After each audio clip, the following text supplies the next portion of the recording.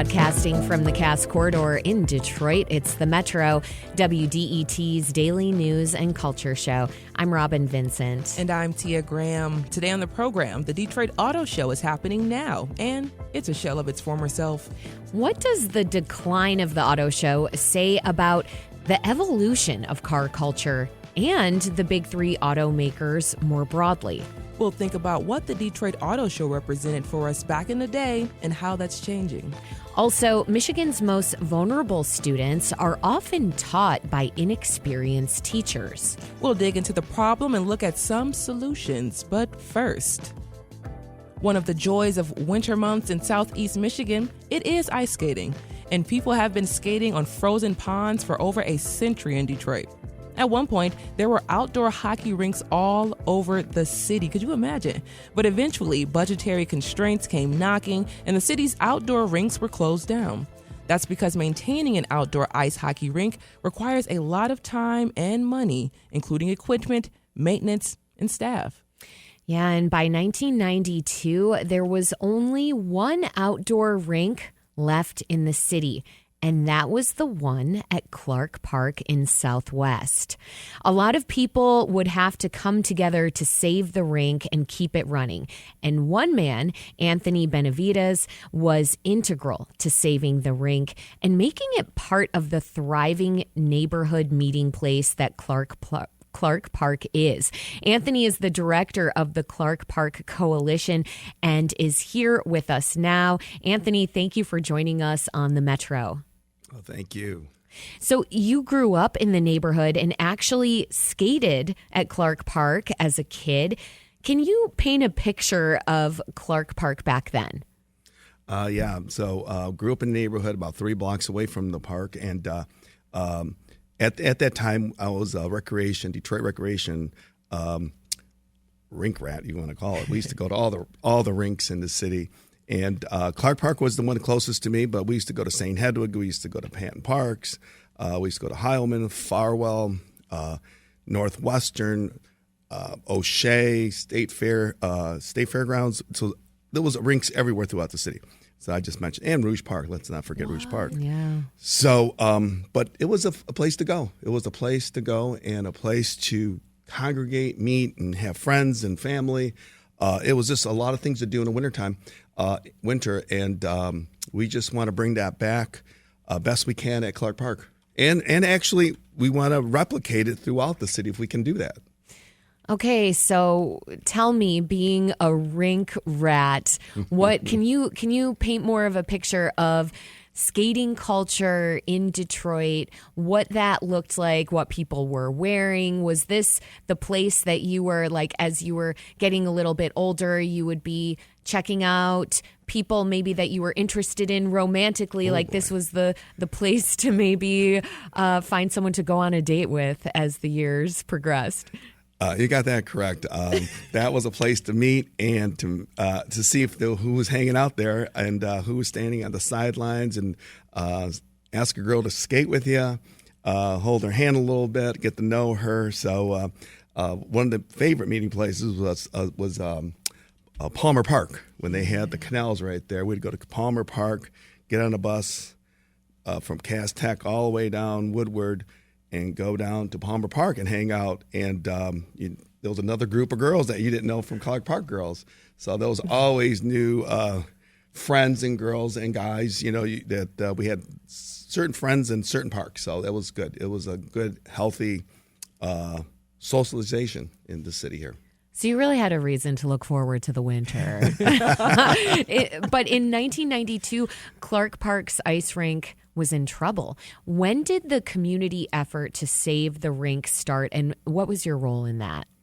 Yeah, 1992, due to budget cuts, the city closed a number of recreation centers, and Clark Park was one of them. Luckily, Clark Park had already a group that was skating there, and we were upset. I was one of them, and we'd skate on the weekends. Of course, the city, it was budgetary cuts and decline, and people moving out from the city. All these problems that were, that the mayor at the time was Mayor Coleman Young, and he had to make some tough decisions, and And sure, first thing gets cut is libraries and parks. And so we saw the writing on the wall. We knew we had to pick up the pieces, and we formed a coalition quickly. And with us, social, a lot of activists and churches and everybody else that wanted to come on board. And we had a guy named Hank Aguirre. He was he owned Mexican Industries, and he gave us a lump sum of money to buy the necessary items we needed to put this rink together. And then the city came through, and they actually put a new compressor, and they saw that was important, and they helped as well. So you're describing a really broad community coalition. A lot of people understood the significance of this rink, what it means to the community. But in getting the buy-in of community leaders, was that difficult? Elected leaders, I should say. Luckily at that time, we had a neighborhood city hall right down the street from us. That's when the city of Detroit had neighborhood city halls on main streets within the city. And luckily we had a lady named Maria Barella. She was our little mayor of Southwest Detroit, you can call. And she came on to advocate for us and push it through the city and city council. And they saw that there was a mechanical need in order to make ice, was a compressor, and they were able to rebuild it. So that was our first major block that we had to cross.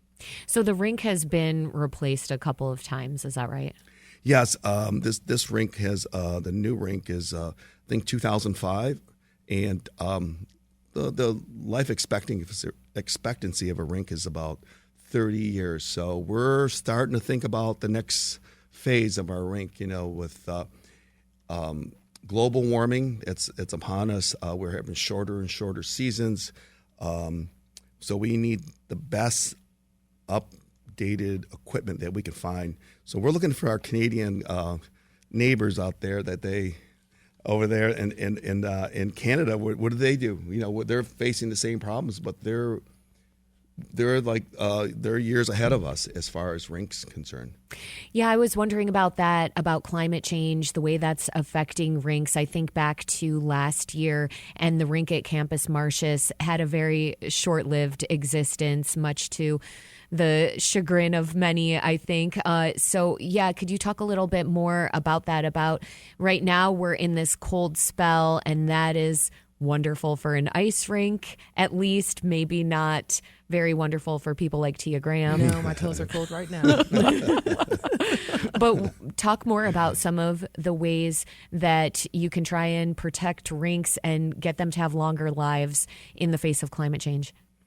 Yeah, one of the things we look at is the sun, the radiant rays from the sun.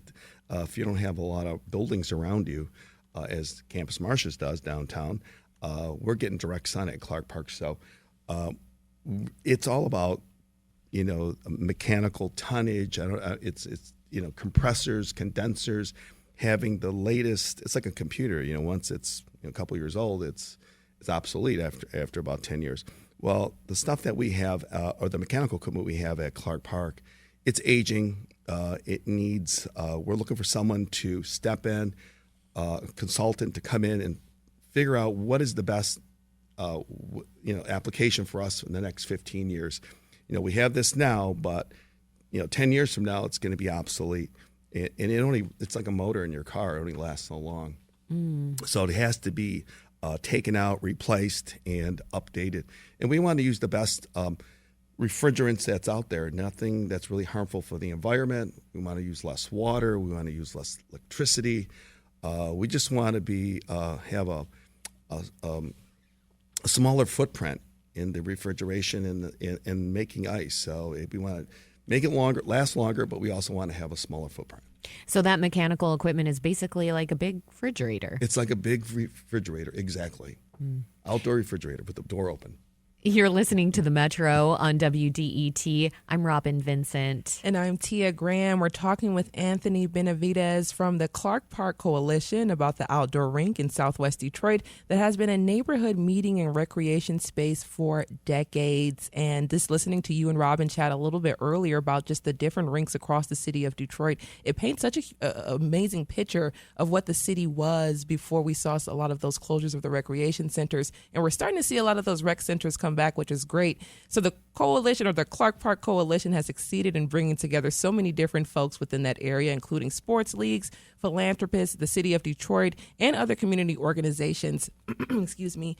That's not easy to do. So what is it about Clark Park that seems to get everyone at the table eager to contribute to this particular community asset? Well, we have a lot of people that grew up in the area of Southwest Detroit. We always say people always come back to Southwest Detroit. You know, they grew up there, they moved out to Dearborn, Allen Park, suburbs, but their heart's in Southwest Detroit.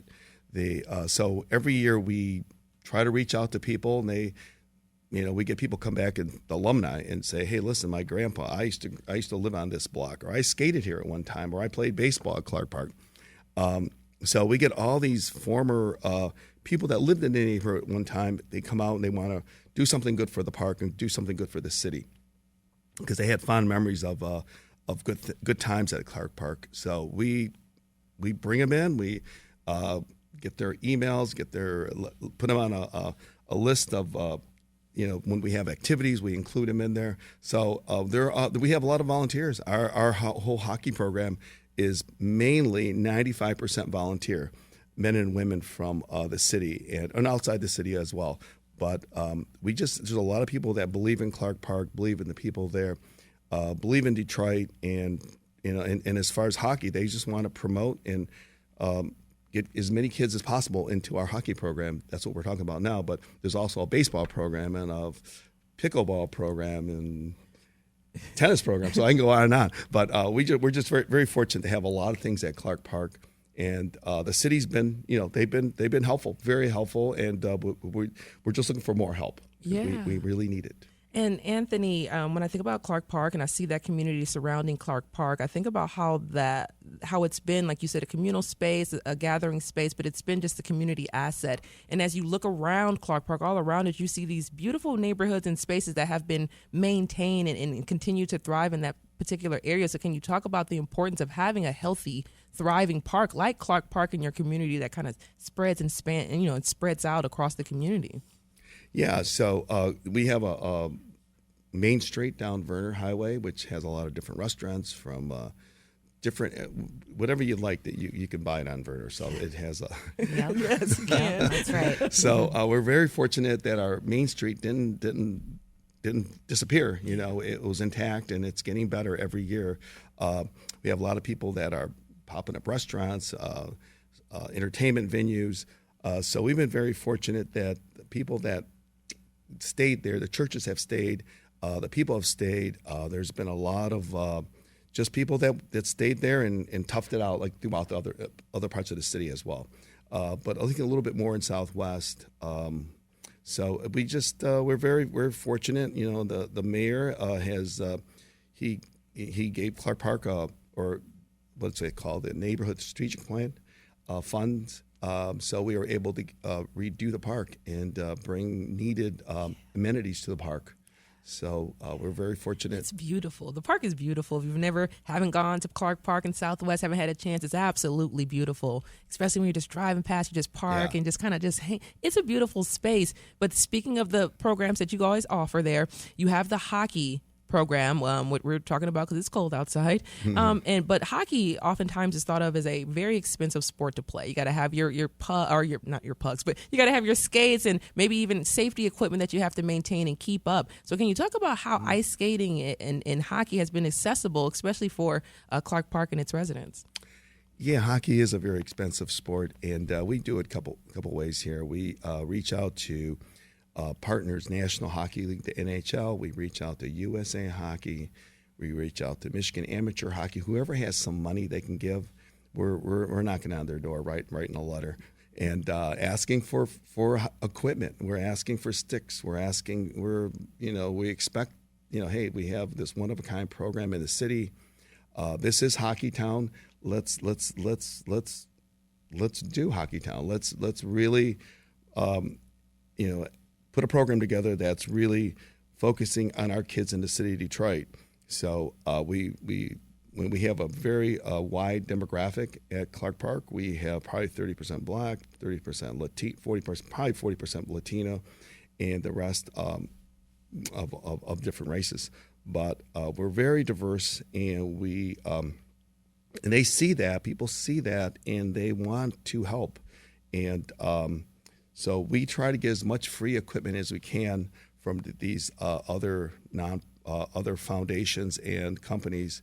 And we also ask suburban hockey rinks and programs in the suburbs if they can give us gently used equipment, because kids move on. People, they move out of their equipment and send it to us. We don't want any junk, but we want the good stuff. Yes.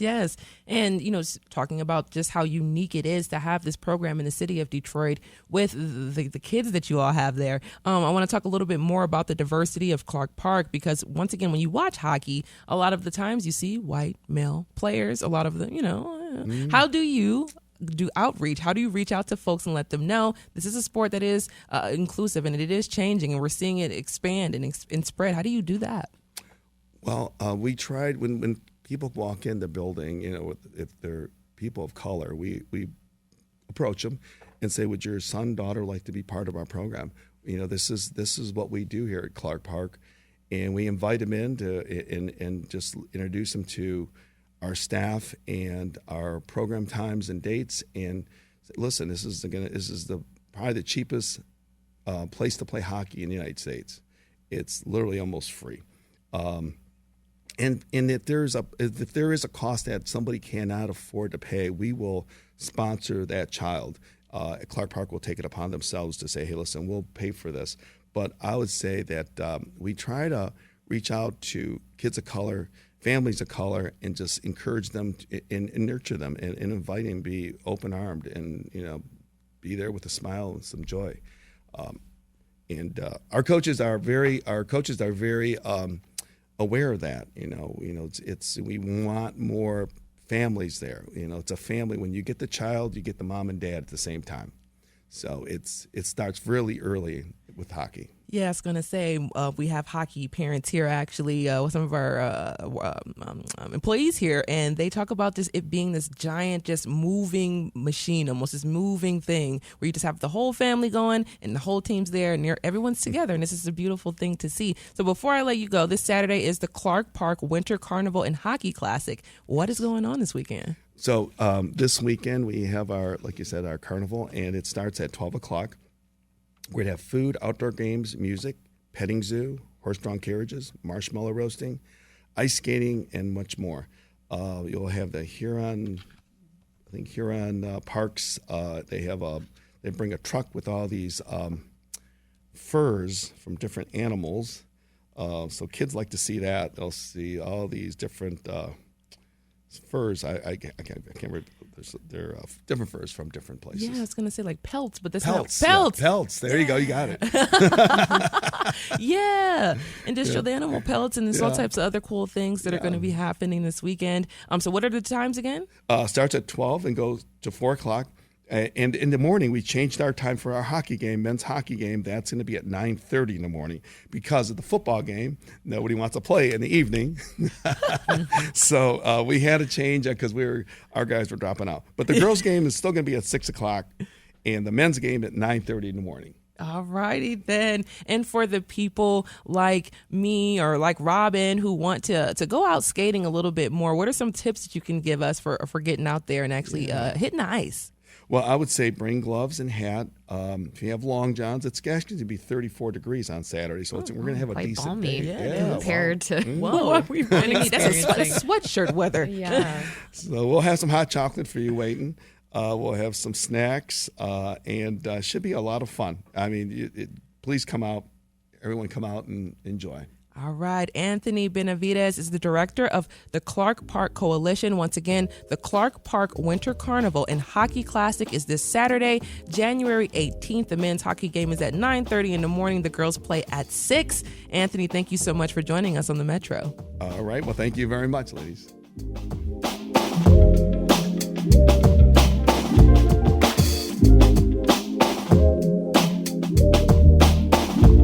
Coming up at 11, the auto show in Detroit isn't exactly what it used to be.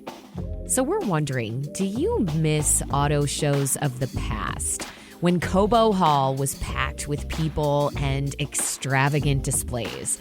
What are your best auto show memories? We'll take your calls, 313-577-1019. And up next, vulnerable students in Michigan are often taught by the least experienced teachers. What can be done to change that? We'll get some answers. This is the Metro, a slice of Metro Detroit news, culture, and conversation. Stay with us.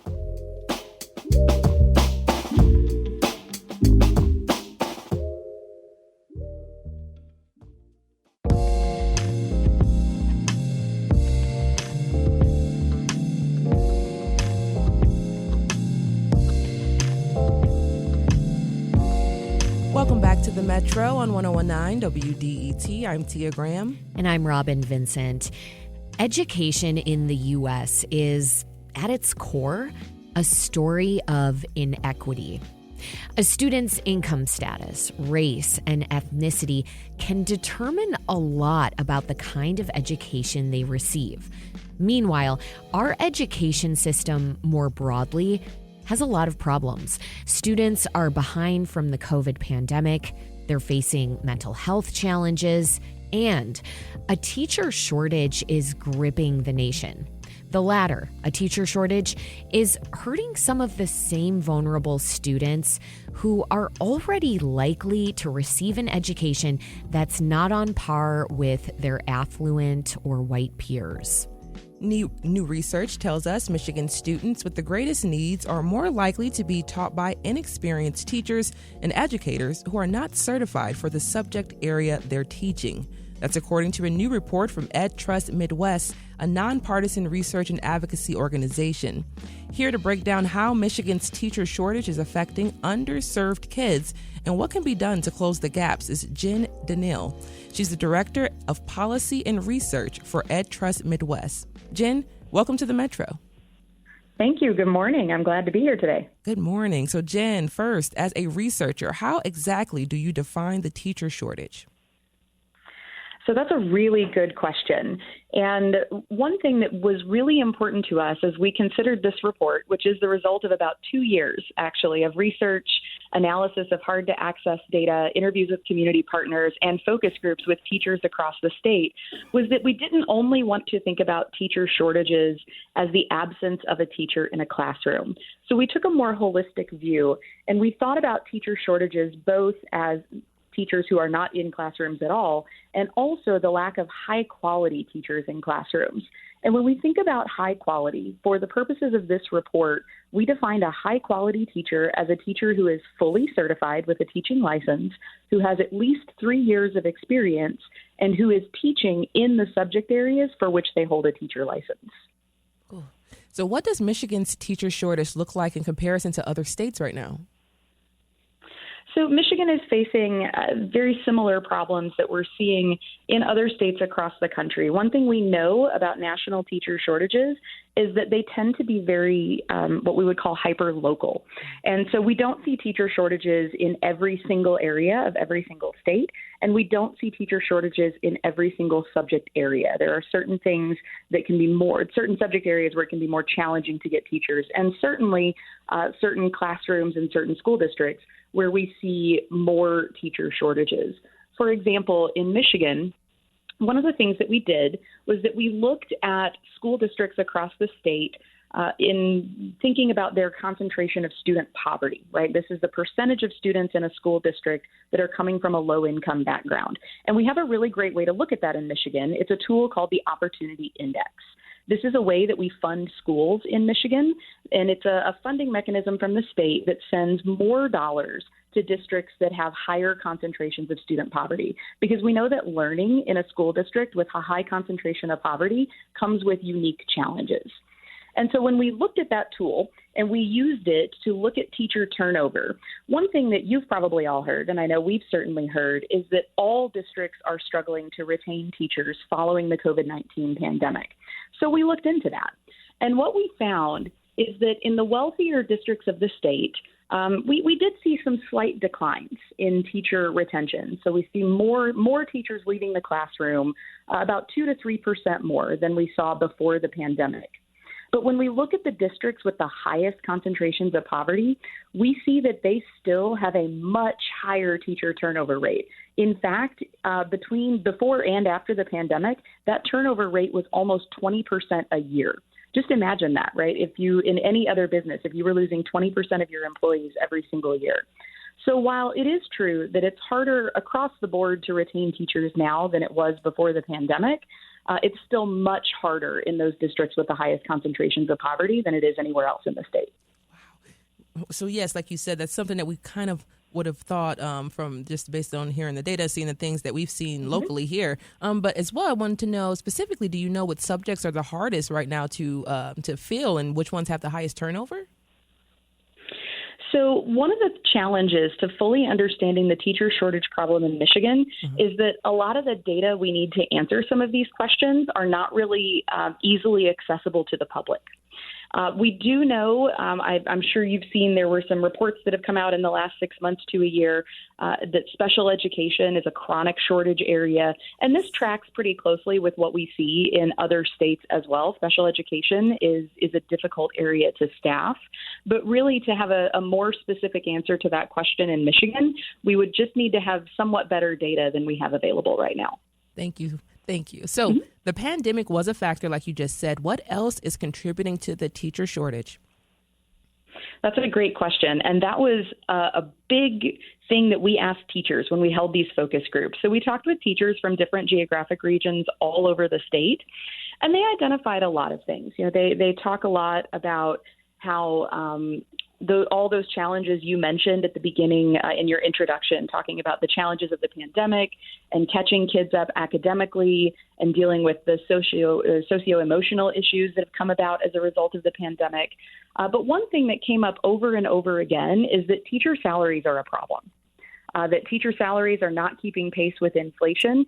And in some cases, teacher salaries aren't even providing enough really to sustain a family.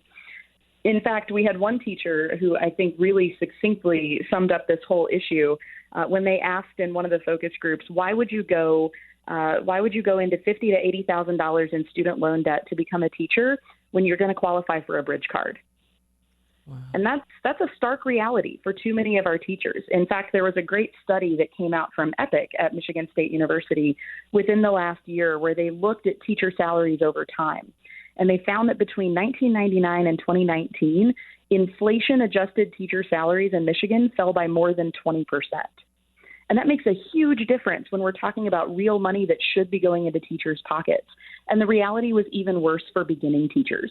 In the 21-22 school year, the average starting teacher salary in Michigan was only $39,000.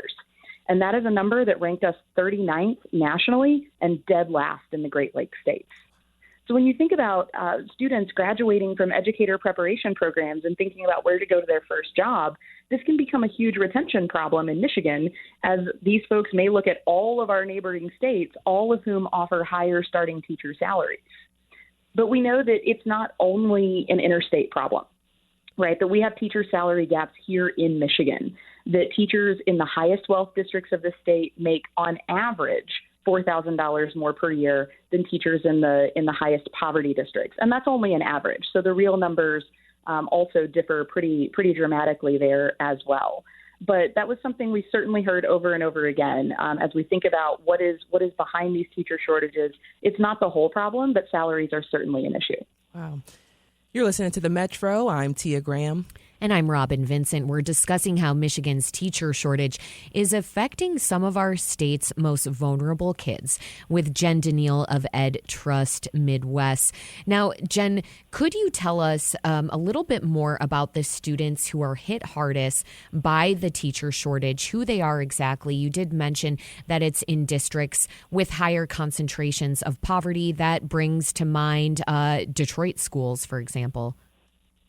Absolutely. And so what we found is that it's really Michigan students who have for too long lacked access to strong educational resources.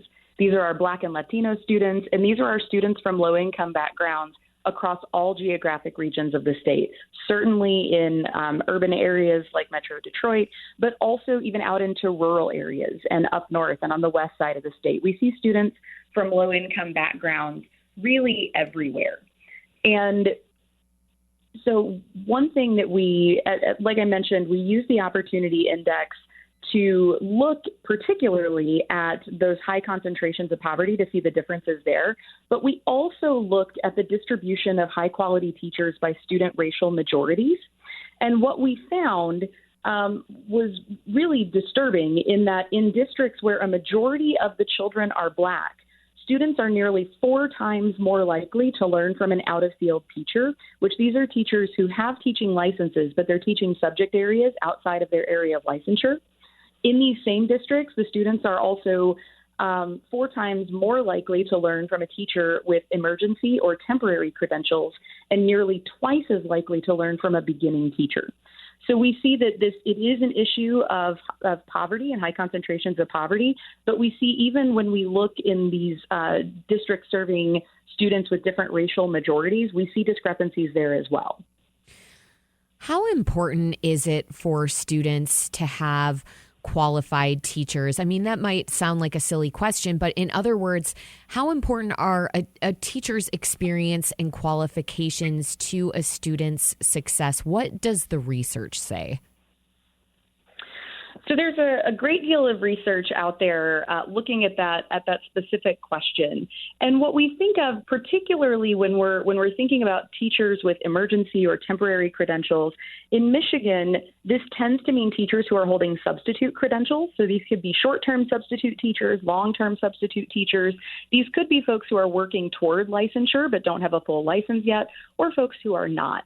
And the real challenge here is that these are teachers who are in the classroom and they're working hard, but they lack the pedagogical training and the expertise that we see in teachers who have their full teacher license. And Jen, who have more experience in the classroom. Just to interrupt you there, pedagogical meaning that they lack training in teaching, correct? That is I apologize. That's a risk of the profession of research, right? We use words that nobody else uses.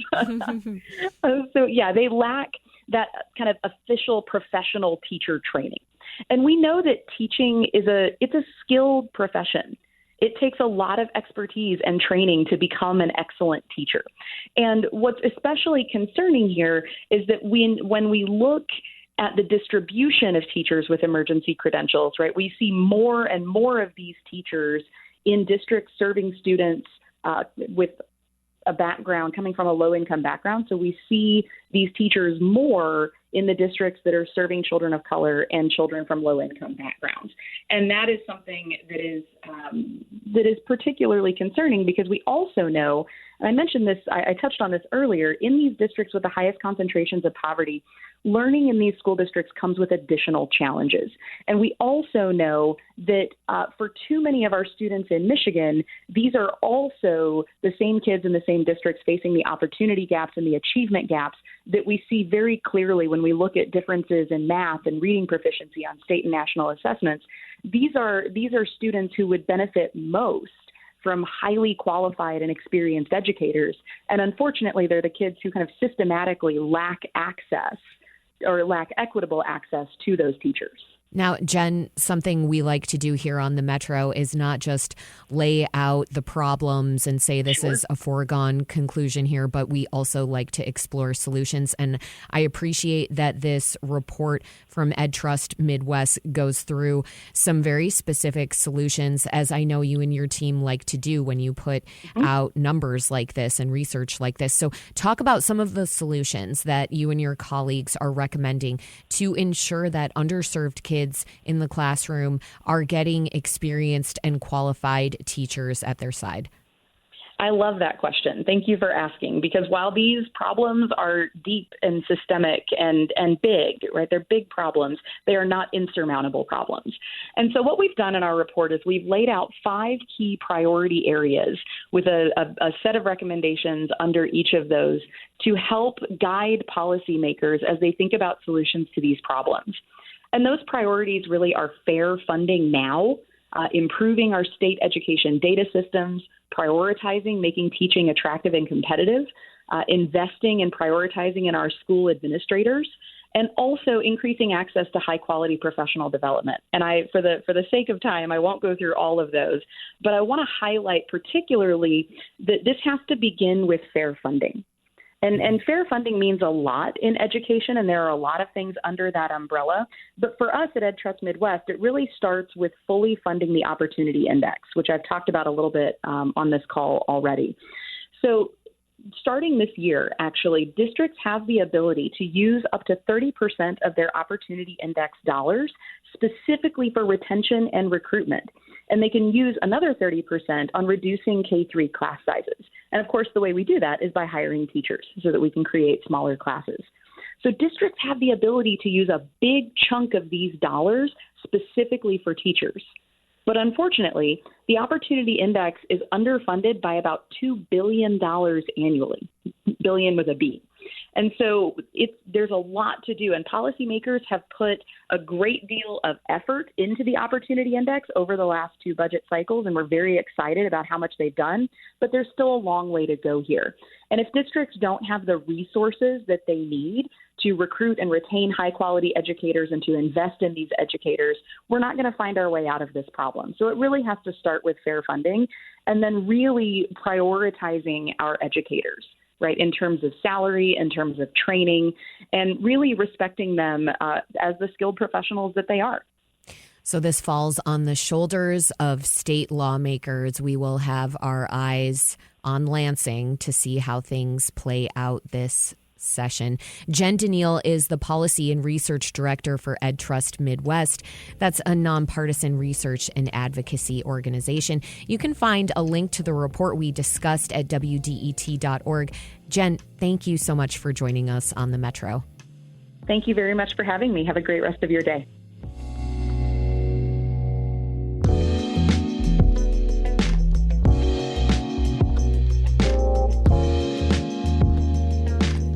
Coming up on the Metro at 11, the Detroit Auto Show, it's not what it used to be. What was your favorite thing about the auto show back in the day? The phone lines are open, 313-577-1019.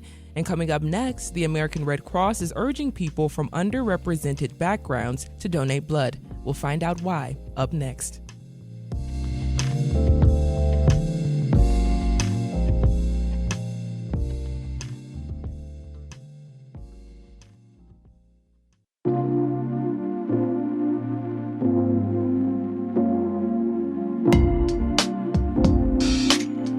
Welcome back to the Metro on WDET. I'm Tia Graham. And I'm Robin Vincent. Every 2 seconds, someone in the U.S. needs blood or platelets. And we know one blood donation can help save more than one life. That's according to the American Red Cross. That organization and others are constantly collecting blood from donors all across the nation, because truly people's lives depend on it. Those donations are used to help burn victims, transplant patients, and people who are battling cancer. But medical experts say the blood supply isn't diverse enough. It's lacking donations from underrepresented groups. That is right, Robin. A more diverse blood supply goes a long way to treating symptoms for diseases that require very similar blood types, which can be more likely identified in someone of the same race or ethnicity. Dr. Arun Shet is the acting branch chief of blood epidemiology and clinical therapeutics at the National Heart, Lung, and Blood Institute. He is here to explain why people from different racial and ethnic backgrounds should donate and the barriers that can get in the way. Dr. Shet, welcome to the Metro. Hi there. Good morning. Good morning. Thank you for having me here. Of course. So, getting into things, what conditions or medical circumstances would require a patient to have a blood transfusion? So, as you nicely mentioned before, cancer, pregnancy and childbirth, car accidents, people that undergo trauma or having surgery, these are all common conditions requiring blood transfusion. There are blood disorders like sickle cell disease as well, in which people get frequent blood transfusions. And when we think about that, why is it so important that we have diverse donors and backgrounds for situations like that? So, yes, that's a really good point. The community blood supply should mirror community diversity, but less than 1 out of 5 blood donations currently come from communities of color. Why is it important? Some patients can have rare blood types, which must be matched very closely to reduce the risk of complications. And we are more likely to find a compatible blood match from blood donors of the same race or ethnicity. So it's critical for us to increase the diversity of the donor pool. And if a person does need a transfusion, does the donor need to be from the same racial background? No, the racial background of the donor does not have to match.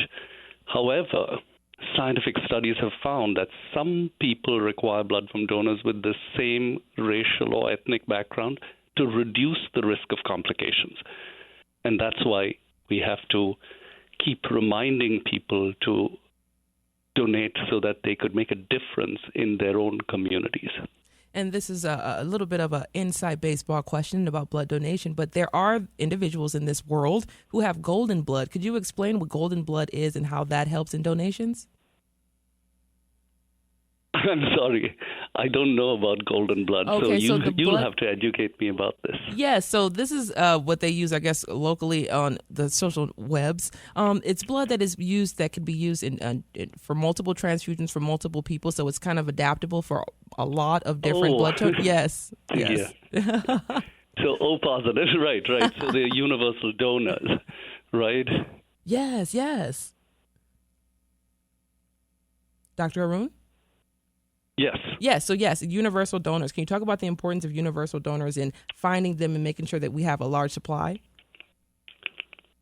So I think we don't specifically have to find them. Mm-hmm. I think that a lot of people are blood group O type, and they will be their blood is applicable to most people, and so that's why they're called universal donors. In general, though, when we talk about increasing the diversity, our goal is to try and bring other different types into the blood pool so that patients that require those rarer types are eligible to receive blood.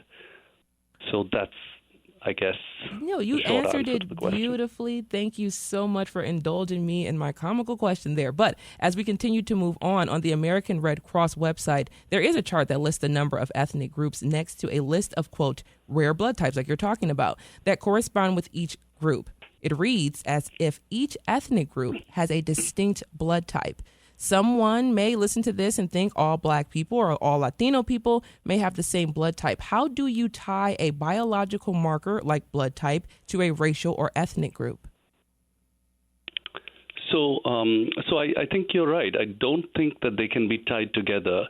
Race and ethnicity are not biological categories, but rather they are social classifications used to categorize people based on perceived shared cultural or ancestral heritage. So we are actually, when we talk about blood types, we are talking about biology, which represents actual genetic variations within a population. So I think they're quite different. I think on websites, what's placed there might be confusing, but people shouldn't be confused by them. Yeah. What they just have to remember is that they need to increase the diversity of the donor pool, because less than 20% of donations come from communities of color.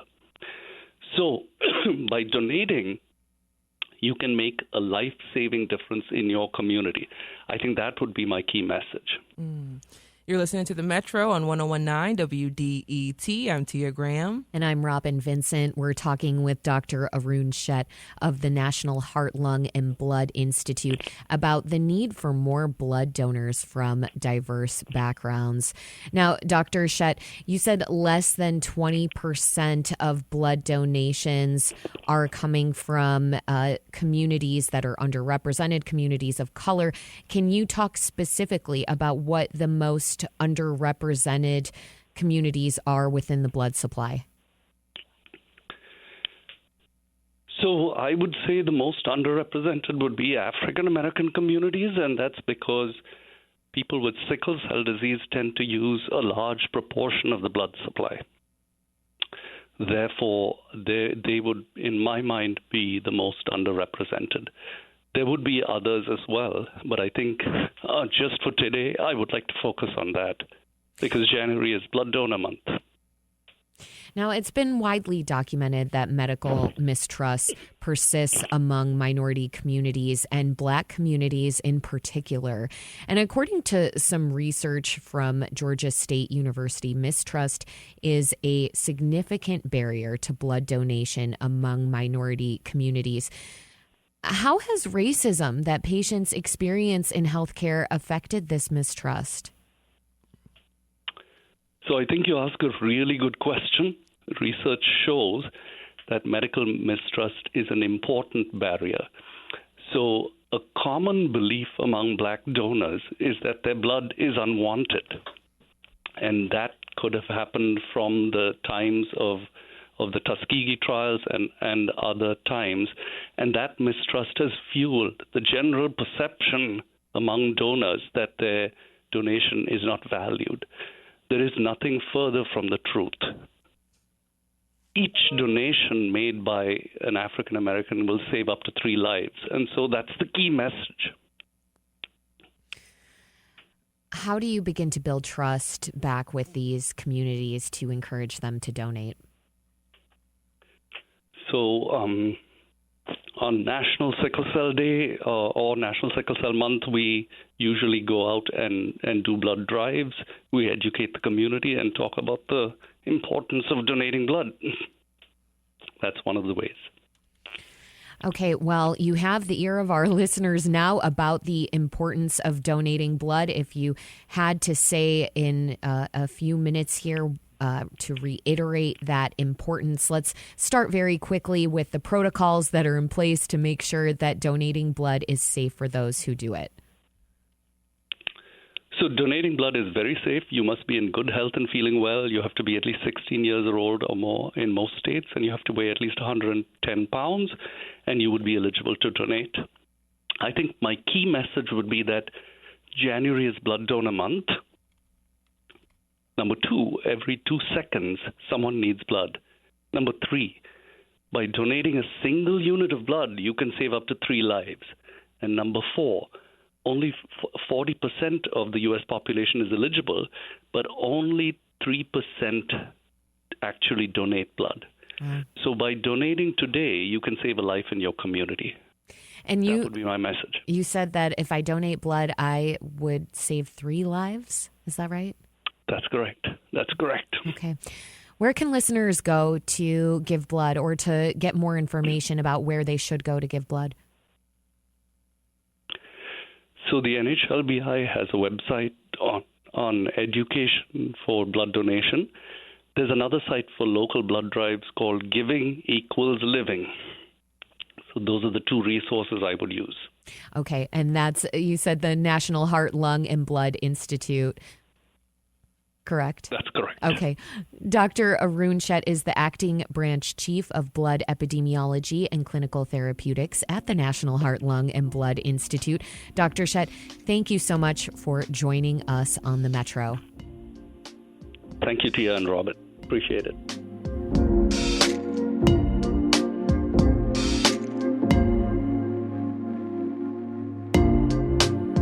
This is the Metro on 1019 WDET FM, and coming up at 11, the Detroit Auto Show is not what it used to be.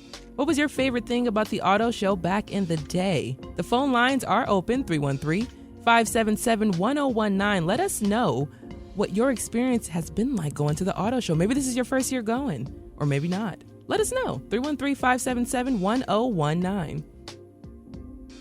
This is WDET FM, Detroit Public Radio, your connection to news, music, and conversation.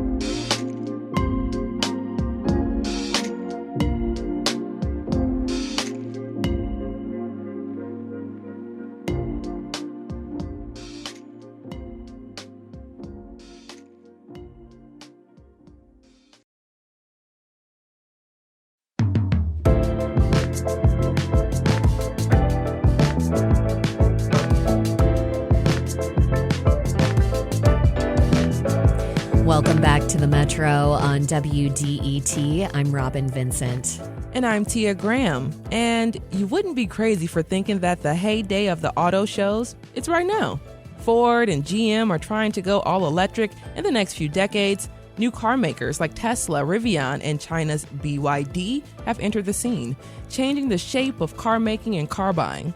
And while they don't exist in big numbers right now, billions of dollars are being invested into making self-driving cars a reality.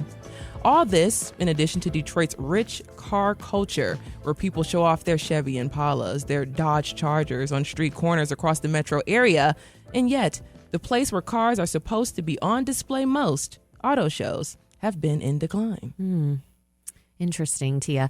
Yeah, auto reporter Paul Eisenstein says that shows in Germany, Paris, Tokyo, and Los Angeles are, quote, mere shadows of their former selves. In Detroit, the trend has been the same. Up until 2003, our auto show was pulling in more than 800,000 visitors. Now, attendance is down to about less than half of that. Now, there are a lot of possible answers for the decline. Answers related to the COVID pandemic, the internet, and the high cost of new cars.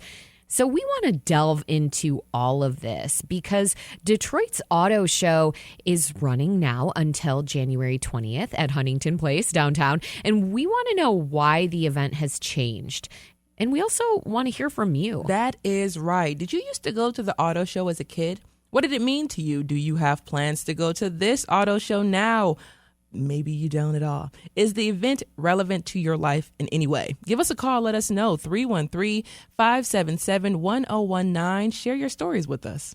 And before we talk with some experts on all things auto shows, we want to discuss how the Detroit Auto Show and car culture in the Motor City has affected our lives here and more broadly in the metro area. So to do that, we have with us Carrie Jr. II, one of the Metro's producers. Carrie, how are you? How you What doing? up, doe? What up, doe? What up, doe? What up, doe? Happy All to right. be in the studio talking cars.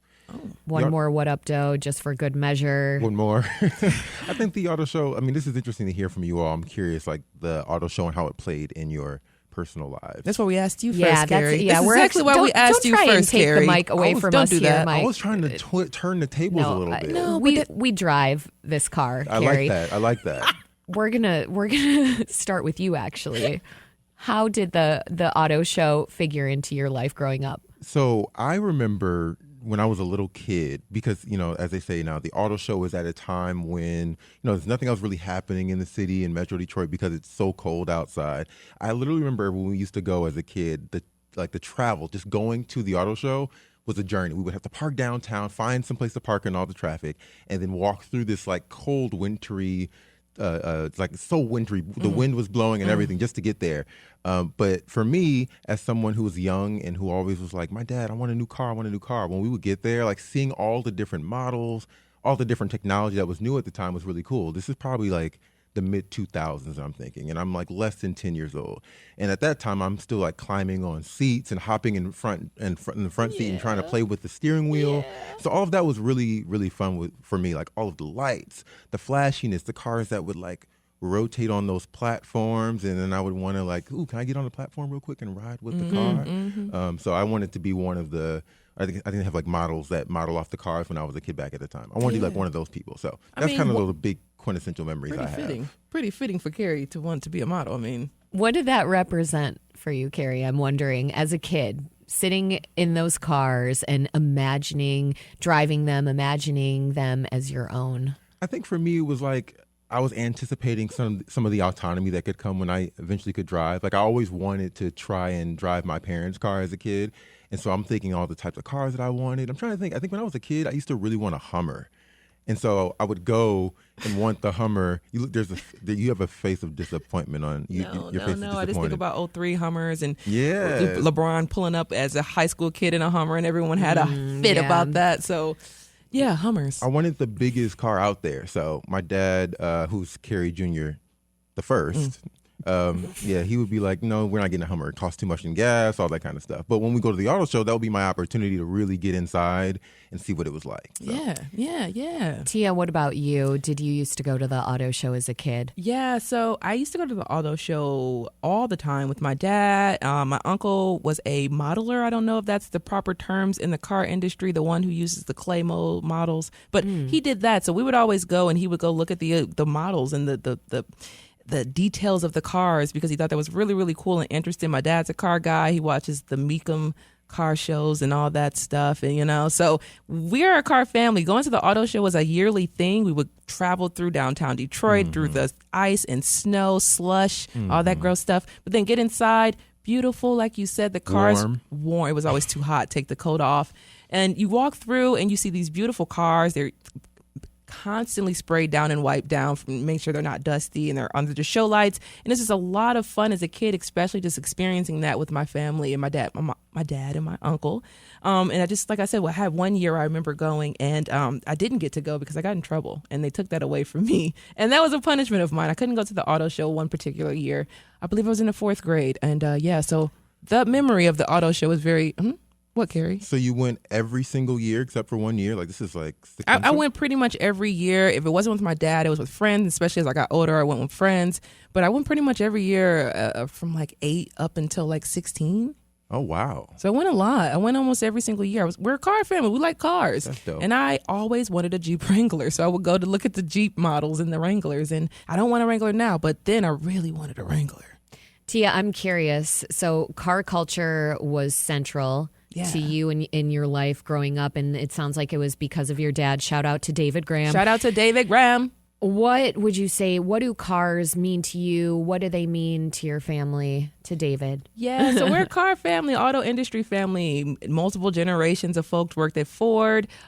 tons of Ford workers here, so grew up in a factory family, and it's important to just see in what way that has all manifested and transitioned to what we see today within our families. So cars for us, pretty much we drive domestic. I don't see my family like you. We don't have the foreign car bug here in our family. Lots of Fords, lots of GMs, lots of domestic brands. And I think that's just something that comes through because we worked in those factories and we maintain the factories here in the city for generations. So it means so much to my family, at least, and I know so many other families throughout the city of Detroit, Metro Detroit, to have an auto show because it means so much because of the auto industry here, the big three. Well, it sounds like it speaks to your identity, to your family's identity as people who have worked intimately with and for these cars and car companies. It's a joke, Ford Motor Company back. It's like a Ford strong back, you know what I mean? You work in the factory, so you got that back that's strong. So it's just a joke that goes on, but it's that hardworking type of mentality that just kind of bled through the family and to me now, where they worked so hard in the factories that they said, you know what, you will have another opportunity. So that's what I love the most about the auto industry and everything it's been able to do for my family and so many families in the city. We're talking about car culture and the auto show because the auto show is not what it used to be. So we're taking your calls. Do you remember going to the auto show in years past? Are you going this year? Have you already been this year? Call and let us know. The phone lines are open, 313-577-1019. Is there any chance that you might end up at the auto show this year? Carrie or Tia? I don't know if I'll have time this year to go to the auto show. What would make you go to the auto show? What would make you carve out the time for it, Carrie? I would go with my nephew. I think I would want to give him the same experience I had as a kid. And I don't know if he's gone yet. I have to ask his mom. But I'm curious. Like, I wouldn't want to take him. So that's why I'd go to the auto show. Yeah. I'm not interested in buying a car right now. Yeah, not in the market. Not in the market. My bank is not in the market. It's the bank that's not interested. No, the bank's not interested. Exactly. I'm interested. Is closed. I'm very interested, but yeah, the bank's not. So So maybe one day in the future, hopefully sooner than later, I'll be in the market for a vehicle. Hybrid vehicle would be great. A hybrid vehicle. So if I went to the auto show, I'd be looking at the future hybrid vehicles or even all electric vehicles that are out or soon to come out, because that is the future for me. I don't see myself buying an all gas vehicle next time up, because this is the future of where we're going, and that's hybrid and or all electric is where I'm at. Thank you for your environmental consciousness, Tia Graham. I'm trying. Up next, we will speak with a reporter who has been to the auto show, given sadly none of us have. WDET's Alex McLenon got a preview. He learned about how this year's auto show has been going. We'll talk with him about that and more. We also want to take your calls, 313-577-1019. Stay with us on the Metro. We'll be right back.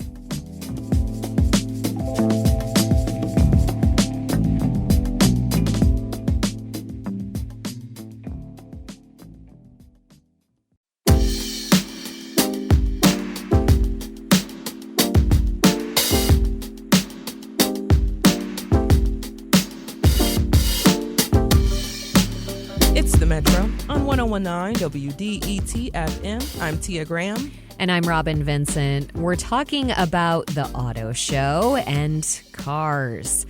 Cars are so central, not just to the ways we get around the city, but also to the ways we interact with each other. These strange machines, a combination of rubber and plastic and glass molded to go really fast, really quickly, are central to the ways we think about the world and the things that are thought about us.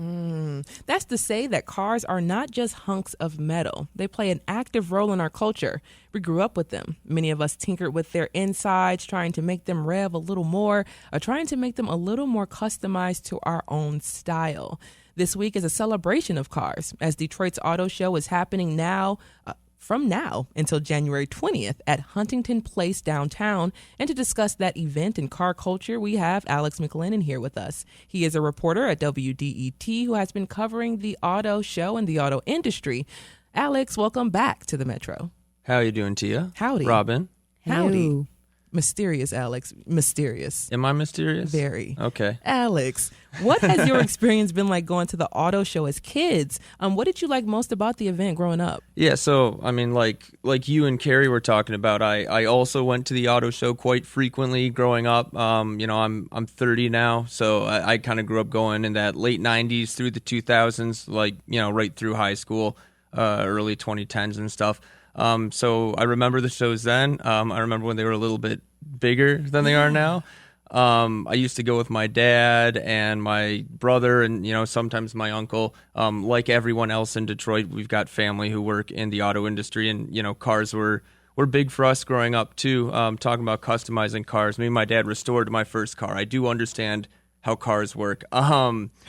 So so that's the thing. I think people need to understand. Like, you have been very instrumental. You've been very hands-on with the vehicles that you've owned in your life. I know you talked about some of the things. I'm a big stick shift guy. Yes, and that's the thing too. You talk about the love of cars, and not many people know how to drive a stick shift. I don't know how to drive a stick shift. I've burned out 2 clutches in You're my a life. stick shift driver. They are That's better what I in the started winter. on.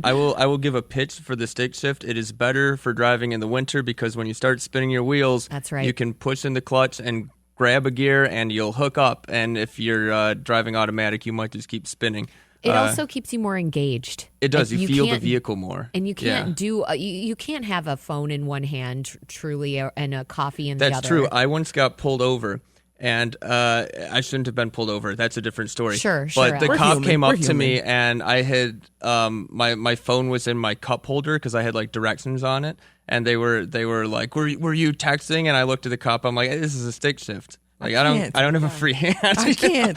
Stick shifts are automatically argument. hands free. That's actually something very interesting, and we're gonna get more into stick shift driving a little bit later. You Tokyo drifters over here, but so you drove your manual transmission car. Did you drive it to Media Day? And as well, what was the auto show like this year? Fortunately, I don't have the manual anymore. Okay. Yeah, that isn't out of choice. My next one will be a manual again. I drove a pretty standard Malibu to the Media Day. So the auto show this year, you remember when you were kids, the big displays and stuff, and I think when you think of the auto show, you think of the different setups, the different flooring, different levels of cars, the turntables, the lights and stuff. That is noticeably less than it was like 15 years ago, but that shouldn't really be news to anybody at this point. It's kind of been like that for a while. A lot of kind of cars on carpet feel to it. I think Ford had some blue lights, but that might have been like the only colored lights at all. If you think of those kind of vivid scenes from your memory. And there isn't those multi-level displays. There's like some panels, behind the cars sitting on carpets in a lot of cases, but it is a lot less visually impressive than it maybe used to be. Which is just like, once again, that was the whole lure of the auto show, is going to see the lights and the pomp and circumstance. The whole thing was just the fun of it all. So what kind of cars were on display when you were there? So it's a lot of the brands that you would expect, the Fords, the Stellantis, the General Motors. There are a lot fewer brands than there used to be, and a lot of key ones that aren't there.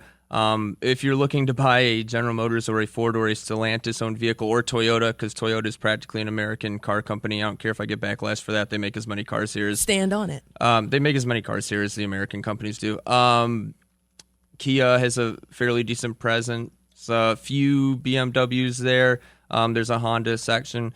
Cars are a lot more spread out on the floor than they used to be. And I'm not saying that you're going to walk a mile between a car like there's cars there, but you can tell it's a little bit more open because it is a little bit lighter. Brands that aren't there are, and maybe we'll talk about this more in a little bit, but there's a lot of key brands that aren't there that you would typically see at an auto show, especially if you're someone looking to buy a car. Common brands like Nissan aren't there. No Volvos, no Mini Coopers, no Teslas.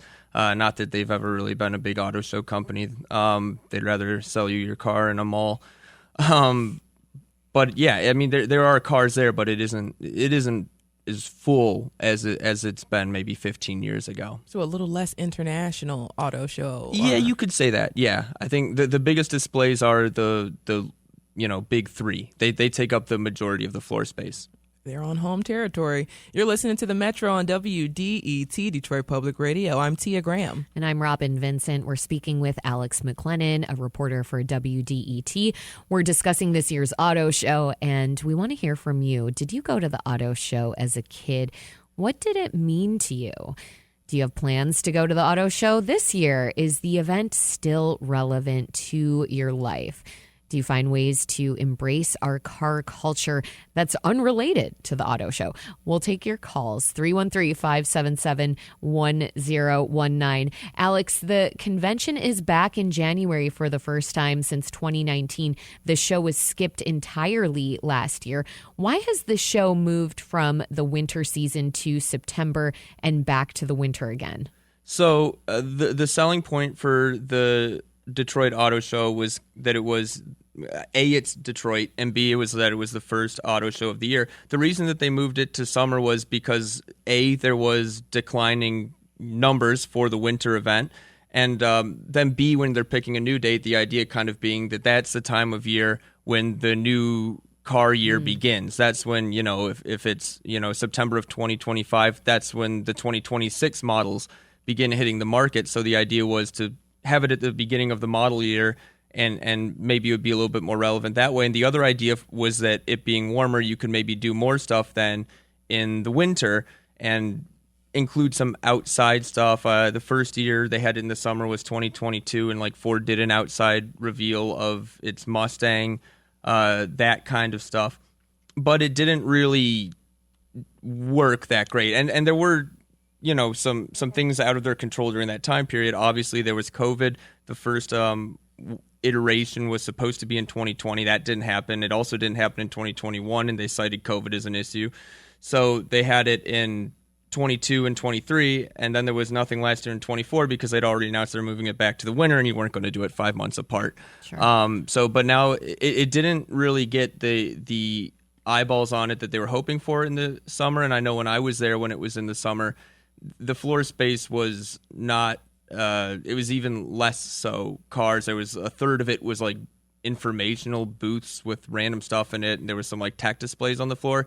And at that point, you kind of wondered, is this going to be the direction the auto show goes in? Apparently, they decided that isn't what they want because now they've moved it back to the winter. And I will say it looks a little bit better this year than it did in the summer, which is probably worth noting. We would expect that it would look hopefully more built out than the summer. You would hope. You would hope, yeah. One interesting thing, Alex, that's happening is that the Dream Cruise is still wildly popular each year, even as the auto show is in decline. You dive pretty deep into car culture. Why do you think that the Dream Cruise continues to pop off the way it does? Well, those are separate things. Those are the Dream Cruise is privately owned vehicles. The auto show is more for people shopping for vehicles, and we could make the argument that cars are harder to buy for younger people, but at the end of the day, there is still a demographic that is buying cars. So the auto show should still hold some popularity in that regard. But private owners of vehicles in a lot of ways kind of drive the car hobby. Even when you talk about the brands that aren't there at the auto show this year, there is a corner of the floor that is kind of a gallery of high-end cars. So companies like Porsche or Aston Martin or Ferrari, those kind of cool poster on the wall kind of companies, they don't have displays at the auto show, but there is a gallery area on the floor of the auto show where private contributors have contributed their high-end vehicles. So if you want to see a McLaren, or if you want to see, there's a couple of pretty rare Ferraris that are in there. That's a section of the floor, but that is being provided by private car owners, not by the car companies. When you look at something like the Dream Cruise, that's an event that is being driven by private car owners. So in a lot of ways, they drive the hobby for the people who treat cars as a hobby. So it's culture versus industry and hobby versus business. Yes. Before we let you go, we want to have you look at your crystal ball here, because that's what journalists do. Just kidding. We do not. We operate within the facts. But the numbers are not looking great for the auto show. What do you think it will be like, say, in 2040? Will it still be around? So I want to push back a little bit on the narrative of it kind of being in decline and struggling, because there obviously it is not what it used to be. It's smaller, but it's had the troubles that it's had over the past 6 years, right? Like there's only been 3 auto shows in the last 6 years. It needs to rebuild the kind of continuity where people are looking for it, looking to go to it. It needs to be part of the yearly routine again for people. Part of moving it back to the winter, and Tia, you talked about this, and Carrie talked about it, that going to the auto show in winter and bundling up and doing it. A lot of the people with the car companies told me they think that is a good thing because there's other things to do in the summer, but that winter date is a date that there's not a lot else to do. That's true. And it gets some interest coming out of the holidays. It's kind of it's a little bit of a pick-me-up. But I don't want to say that it's totally in decline. I don't want to say that it isn't, but I don't want to push that narrative too hard because it does look to me like there are more cars on the floor than there were in the summer years. So I think you got to give it a chance there. A lot of the floor is still taken up by test tracks. Of people with the car or with the auto show say that was something that people were asking for, and it was something they claimed would happen more in the summer, but those ended up being indoors anyways. The elephant in the room is that is floor space that car companies could be taking up. But you got to give the auto show a couple of years. Ask me this question again in a year. What it will look like in 2040, we'll see. We got to see if they can build on the winter date for the next year or two. If they can keep making the presence of cars on the floor a little bit bigger again, that would be a good thing. And if people are interested in the new technologies like the electric vehicles and stuff, maybe there's an opportunity to capitalize on that. What it will be 20 years from now, we got to wait a year or two to see that and see what they do with the January date. Now, Alex, I just wanted to come back in before we do let you go. You talked a little bit about what we can expect in 2040 from the auto show and just in the future, looking at your crystal ball. But I'm thinking about we talked a little bit about culture and the idea of it. What do you think a lack of having an auto show or something like that would do to the car culture here in the city, or you think that car culture here in the city is pretty much what it's going to be? I think it would survive without it. I don't think that it's that integrated to it. It's more of a thing for selling cars, and why car companies aren't interested in doing it is kind of confusing because like we said, no matter who's buying cars, there will always be people shopping for cars, and having the opportunity to sit in them and try them is a pro. Car culture in Detroit will always be car culture in Detroit. There's always going to be a niche for that. I mean, go up and down Woodward on any Friday or Saturday night in the summer, and you'll see it. What happens to the auto show? I don't know. Or many other Yeah. arteries. Yeah. I know. It's ingrained. It's ingrained, and I could definitely go into more of your Tokyo drifting aspect. I'm of not life. a big drifter. But you okay? No. Not a big drifter, but a drifter nonetheless. Well, I can't spend money on tires like that. Those things are expensive, guys. Alex McLenon is a reporter for WDET. Alex, thank you so much for joining us on the Metro. We will have you back. Thank you.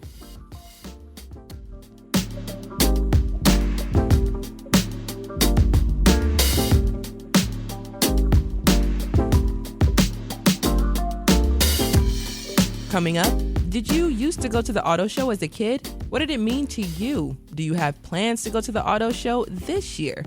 Give us a call and let us know how you find ways to embrace our car culture. 313-577-1019.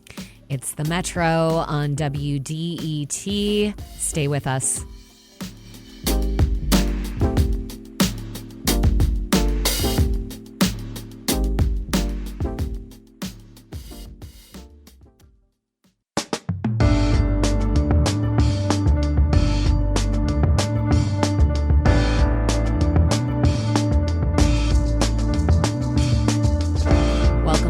The Metro on WDET. I'm Robin Vincent. And I'm Tia Graham. And we're talking about the auto show. In recent years, Detroit Auto Show is expected to attract a couple 100,000 visitors. But that may seem like a lot. It's actually not. It has been closer to 1 million in the past, from the 80s into the early 2000s. So what happened?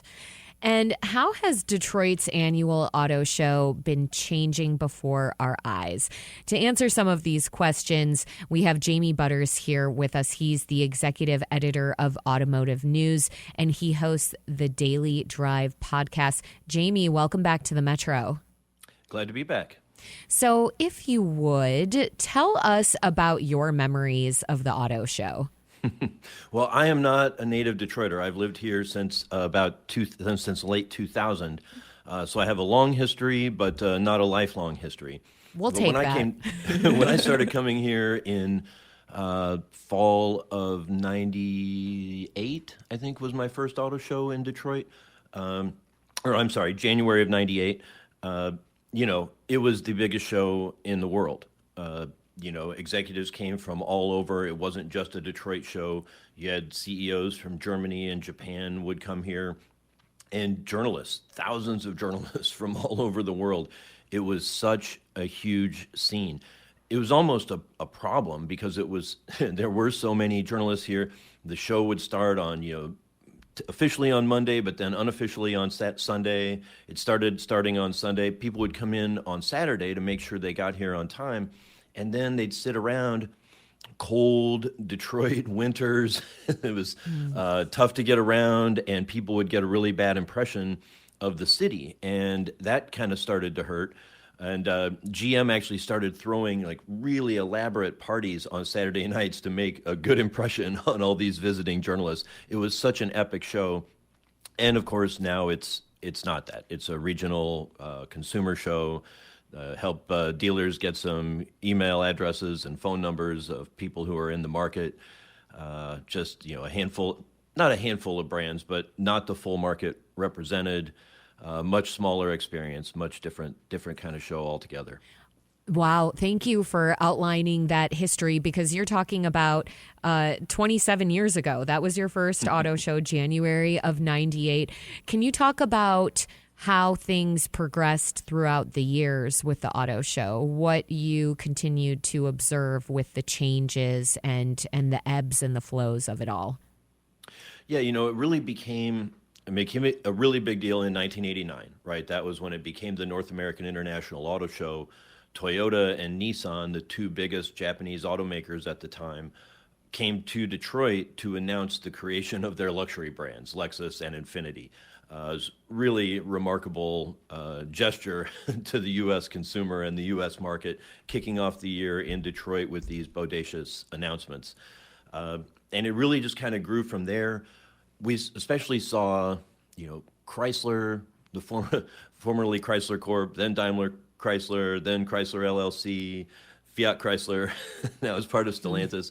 But at least through the LLC days, as the smallest of the big three, it always had to punch above its weight. It's always had to get extra attention, and they would bring this level of showmanship that is almost unthinkable now. But you had some iconic moments like Bob Lutz, with Coleman Young riding shotgun, driving through plate glass window, to enter what was then, the Cobo Center. Wow, what a spectacle. It was just shattered, and you could say it was a breakthrough, right? So they shattered the glass. They had one where they had a minivan go up in the air, with Kermit the Frog behind the wheel, like it was leapfrogging the competition. They had another, it looked like the truck was under wraps, but it was actually just made out of cardboard boxes, and they dropped the new truck from the ceiling, and flattened it. Just real spectacle. Driving, hundreds of cattle down the street to the front of Cobo. Just really incredible things they used to do to get attention and to really, get people excited about cars and about the auto industry. What a contrast to what we know the show is this year. So, Jamie, why are less car companies spending the time and money to make a splash at the Detroit Auto Show? Detroit is not alone in this. All the auto shows, at least outside of the big one every year in China, are really suffering from this. The way automakers look at their marketing budgets, the millions of dollars it would take to put on one of those spectacles, it's hard for them to justify it, especially the way that marketers like to measure their success these days. They one of their key metrics is called share of voice. And it's like how much of the earned media, how much of the news coverage is about our company. Well, if you have an event like the old North American International Auto Show with 15 brands having press conferences in a day and 20 brands making news over the course of the week, you're just never going to get a massive share of voice. Or if you do, it's going to be 1 year out of 10. And so they kept finding reasons to say, maybe we should spend less, And we're seeing that in New York, we're seeing it in LA and Chicago as well. But for Detroit, it's a bigger fall because the North American Auto Show was such a great show, so much more spectacular, more international, more global than all the others. And then now, because we're Detroit, right, most people who are new car buyers in Metro Detroit, they work for GM, Ford, or Stellantis, or for a big supplier. They probably know what brand they're going to buy because their family has bought that brand for decades or generations. And it's really hard for a Nissan or a Hyundai, even Toyota or Honda, to really come in and take those customers away. So it's kind of not a very competitive market, or it's not one where the other brands want to spend money on because the return for them is really low. So we went from the highest of highs to nothing all that special, which is disappointing for a city like Detroit. I mean, Jamie, when you describe some of the spectacle-like nature of what was happening at Detroit auto shows a couple decades ago, that makes me think about the desire of the automakers to impress and grab the attention of journalists who are then going to go and report about this. Do you think that the decline of the auto show also speaks to the ways journalism has changed and the ways that people access information? Yeah, absolutely. I mean, I would cast it more in terms of the whole media landscape, right? It's companies often don't want to spread their message through journalists because we can be an inconvenient filter as we advocate for the audience, for the listener, for the reader. We ask hard questions and we're skeptical about things that are said. Nowadays, it's a lot more popular they might have a day, a ride and drive day for the press, and then they'll have another day for social media influencers. The social media influencers are maybe more easily led. They can be fed a narrative and they're glad to repeat it and share it, and it gets a lot of attention to the vehicles and the brand names without all those pesky questions about, are you really going to make money on this? And is this car really good enough to gain share against whatever the leader is in that segment? So, there's definitely a change in corporate communication strategy and the way that media works these days.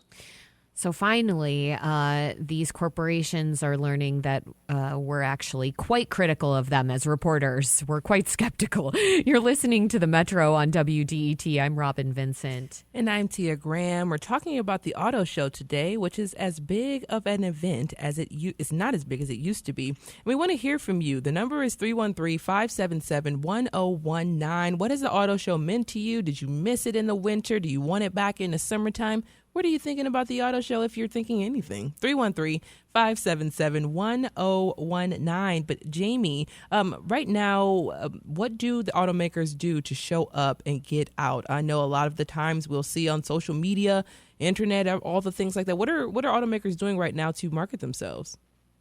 Well, at the auto show, they're trying to give people experiences, right? If it's not about the news, it's about the consumers. Is get people in, show them a good time, let them sit in the cars, let them actually move around. You've got, I think the Jeep and Ford both have big, hills made of metal inside Kobo, or I'm sorry, inside the place, inside the center, Huntington. Is it Huntington Place now? But you can, it's pretty cool. You can see how it can climb up a steep thing. You can see it go down, feel it going down the steep thing and being in really control.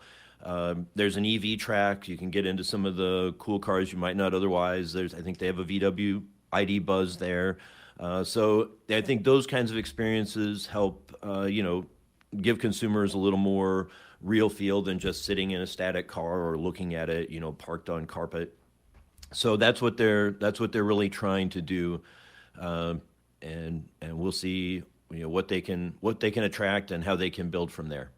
Yeah. So Jamie, the auto show, as we've been hearing from Alex McLenon at WDET as well, just from a few folks around who've gone to the auto show so far this year, it's smaller. It's a little bit smaller than people expected it to be. It's not as many vehicles and companies as are represented. So why is the auto show this year, do you think, a little bit smaller, a little less exciting than it used to be, and do we see it expanding within the next few years? Yeah, I'd say it seems kind of like it's steadied out. I think, the big decline kind of really hit when it moved out of the winter. It was cool to have that thing in the September where Ford could really bring a lot of people downtown. The thing is about the Detroit show is that it is a consumer show, and we have this car culture, but a big part of our car culture is how people work and how many people work in the industry. And it is exciting. It is fun for people to come down and show their families, this is the SUV that I've been working on the last 3 years developing, or this is the truck that your uncle or your aunt makes at a factory nearby. And so there is that sense of family and just almost like an employee picnic sort of a celebration that the show can bring. So I think that's a good thing for them to keep leaning into.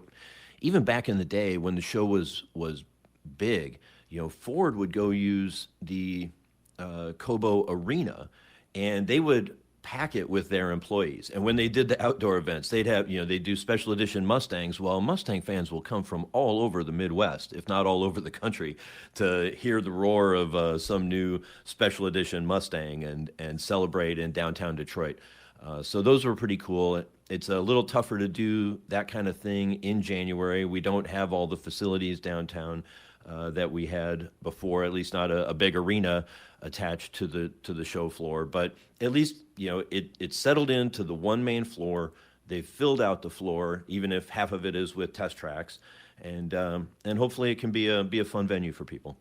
And, I just want to stay on topic a little bit when we talk about the Detroit Auto Show, but talking about the auto factories, the workers coming in, feeling like they're a part of a family because they see the products that they've been working on for months, like you said, and they get to say, hey, I made this particular part of it, or hey, I put this wire harness together, whatever it may be with the vehicles. So, Detroit still does have a big, large car culture. People drive classic cars. You talked about coming from across the Midwest to see Mustangs, and I personally am a Mustang driver, so I'm traveling far to see a Mustang. So do you think that our love for cars here in the city of Detroit, Metro Detroit, will wane as time goes on? Or do you think, once again, because we're the Motor City, it's going to always be that way? I think it's solid. I think it's a solid and strong connection. It depends how you were talking earlier with Alex about, what 2040 might be like. Yeah. And look, there's a lot of change going on in the auto industry right now. And there's no guarantee that we are going to have, 3 or whatever, 2.5, major automakers in this area. If you look out 15 years, there's probably 2 economic cycles in that much time. So we're seeing Honda and Nissan planning to merge in Japan. Carlos Tavares, before he lost his job as CEO of Stellantis, he was predicting a global shakeout that would lead us down to a path of 5 or 6 major global auto players. And of course, he was assuming Stellantis would be one of them. But if you think, Toyota, Volkswagen, Tesla, BYD, that only leaves a couple of spots left in the world for Hyundai, Hyundai, Kia, GM, Ford, Honda, Nissan. It starts getting really tough out there. So, if the industry changes tremendously and we have a lot fewer people here who work in autos, it will become less of a thing. Look at Michigan's history, right? We had fur traders and trappers, and then we had a lumber industry that drove the state. And now for the last 100 years, we've had autos, and maybe that won't last forever, but it looks like we've going to have a big auto industry here for the foreseeable future. I love the connection, Jamie, that you just took us through a history lesson with Detroit's exports and the different things that were really, really big industry here during our history in the city of Detroit, starting with the French in fur trading. So I love that, Jamie. Thank you. But Jamie, does the decline of the auto show's size tell us anything about the big 3's strength in the auto industry altogether? I mean, aside from the existential crisis created by China, no. I mean, I think GM and Ford are both pretty healthy. They're doing pretty well. They're holding up in the U.S. market, where, of course, we don't really have Chinese competition directly here in the U.S. Yeah. GM's hurting, of course, in China. Everyone who's got operations in China is feeling the squeeze, but they're doing pretty well here. But we're in this weird phase. We saw some growth in EVs, approaching 10% of the market. We kind of have a lot of change with the new administration coming in. I think people assume that that's going to be good for GM, Ford, and the former Chrysler, because they make and sell more big pickups and SUVs than the other automakers. And if there's lessening of fuel economy demands, then that's going to be good for them for the short run. But it still seems like we're heading toward an electric future, and those that can really figure out how to make them profitably and at a price that consumers are willing to pay, that's who's going to win in the future. You're listening to The Metro on WDET. I'm Tia Graham. And I'm Robin Vinson. We're speaking with Jamie Butters, executive editor of the Automotive News. We're discussing this year's auto show and why it's different from previous decades. Jamie, you mentioned EVs, and that is electric vehicles. Did the auto show give us any previews of how the industry is changing when it comes to electric vehicles? Gosh, so sad to think about that. For so many years, we would you go to a show and you say, well, what's the theme of the show? Oh, this is an EV show. And it was like for 5 or 10 years, they were all EV shows. It was all everybody was showing. And this year, because of Detroit show being what it is, we just don't get news. There was the new special edition of the Mustang that was discussed and revealed on Thursday night. Not a lot else there, but you can see in what's on the floor some of the real world EVs you can buy, like the Equinox. Of course, we've seen that on the floor in Detroit for a while, but now it is actually available as a vehicle for sale. The Equinox EV, that is, very attractive price point on that. We look forward to seeing the Bolt EV in the coming years. Ford's trying to work on a more affordable EV. So far, they just still have the three, the Lightning pickup, the Mustang Mach-E, and their E-Transit work van. So we're not seeing a whole lot new, but we're going to see the first EVs. Some of those first EVs coming from Stellantis. I think those might even be on the floor. The Dodge sports car, and that's going to have the extended range electric Ram. So a little bit of what's showing on the floor, but nothing really new. A few years ago, GM and Ford said they were all in on going electric. But Jamie, in August, Ford said that hybrids are the future. Do you see that trend persisting? Yeah. They kind of spin it differently, but both companies are saying they're working toward electrification, but they're not going to get ahead of the customer. So they're going to sell what America wants to buy, and America's kind of reluctant to leap headfirst into EVs.